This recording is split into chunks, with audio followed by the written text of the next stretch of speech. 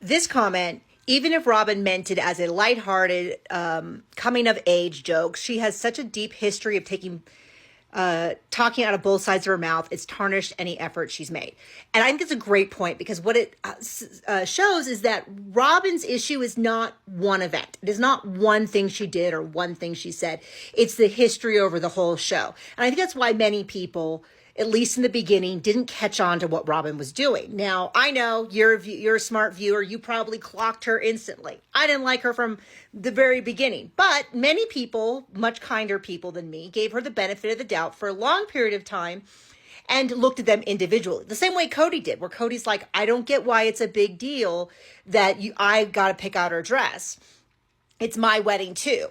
If you have just that one thing, you could go, I think Christine blew it out of proportion. But then we have to back up and we have to look at the whole season and all the promises and how this is this and this is that.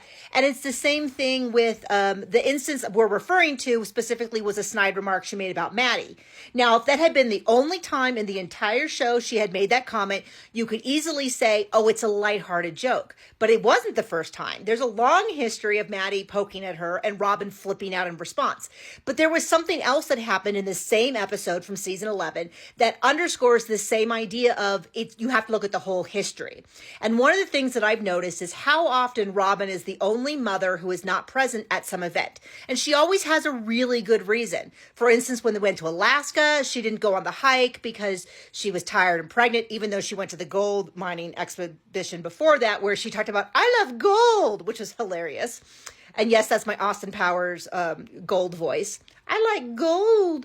And when Hunter went to state, she stayed home to be with the kids. I'll just use this example. So Maddie goes to go try on a wedding dress, and Robyn kind of offhandedly mentions, "Oh, I didn't go because her niece, that's the nanny." Mindy, took me a second to grab it. Mindy was going, so Robyn's going to stay home with the baby. If that was the only time she missed something, which was the dress fitting, you would say that's totally reasonable. I miss things when I had a newborn. But here's the other thing. Did we see Christine miss stuff when Truly was a newborn? Not really. And there's always some excuse for why Robyn can't go or be present, and it's always a baby or it's this or that. And we never saw Christine do that. And I'm sure if we had been around when Savannah was a baby or when Leon was a baby, I'm guessing the same was true of Janelle and Mary, that they didn't miss a lot of family stuff, that they did the family stuff. Whereas Robyn was always not feeling well or sick, or the kids are a tender age, or, coming up as McKelty's wedding, and she complained because the kids were sniffly, and she didn't visit Mary because the kids were sick, and she couldn't even get like 45 minutes to run over. Anyway. My point being is that when you really want to examine Robyn, you kind of have to look at the whole series. There are things, but she knows how to spin it.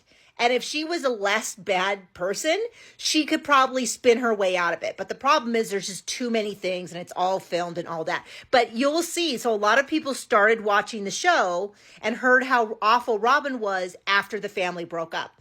And it's pretty consistent that we'll see people say things like, I just started the show and I don't see what's so wrong with Robyn. It seems like you guys have really blown a lot of this out of proportion.